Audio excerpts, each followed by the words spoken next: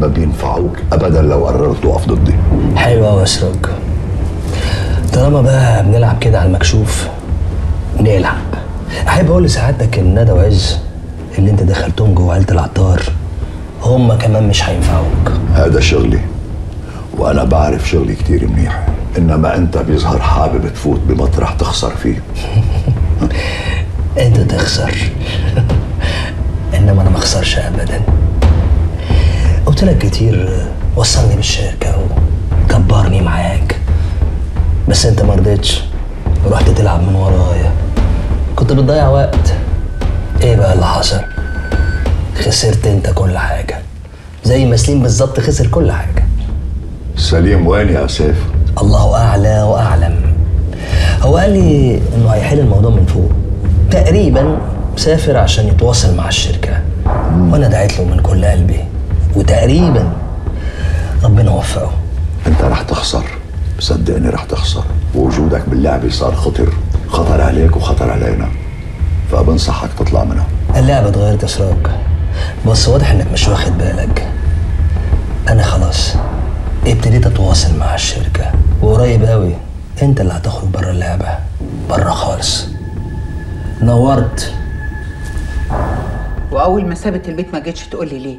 ولا انتوا نسيتوا ان البيت ده له كبير؟ لا العفو يا جنان، انا بس اتفاجئت من عملتها دي. وبعد ما عرفت برضه ما جيتش تقول لي ليه؟ بصراحه الموضوع كان عامل لي احراج شويه، وزي ما قلت لسلمى ندى ما عملتش حساب لينا ولا بقيت على حد. واللي يغدر بينا ويروح لعدونا يبقى مش من اهلنا. حضرتك تقصد ايه؟ قصدي ان احنا كلنا في لعبه من الاول واحنا عارفين.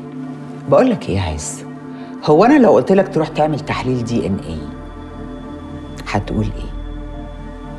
هتطلع ابن زين؟ طبعا ده مفيهوش شك يعني، بس حضرتك هتعملوها ازاي؟ والدي توفى الله يرحمه، ولا كونوا ناويين تفتحوا قبره؟ انت عارف اني عمري ما هعمل كده، وفي مليون طريقه. اصل بصراحه من ساعه انت واختك ما جيتوا البيت هنا وانا عماله اقرا في الحكايه دي لغايه ما فهمتها كويس قوي. قلت ايه؟ هتروح؟ هيقول ايه يعني؟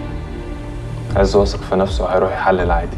خلاص اعمل التحليل، ولو طلعت ابن زين هعتذر لك وهتاخد حقك زيك زي ولادي، ولو طلعت مش ابن زين هتتمنى لو كان زين عايش عشان يمكن يقدر يرحمك من ايدي. هتروح معايا حازم وتقف معاه وهو بيعمل التحليل وتجيب لي النتيجة بنفسك، وبعدها نبقى نتكلم. اللي حضرتك تشوفيه.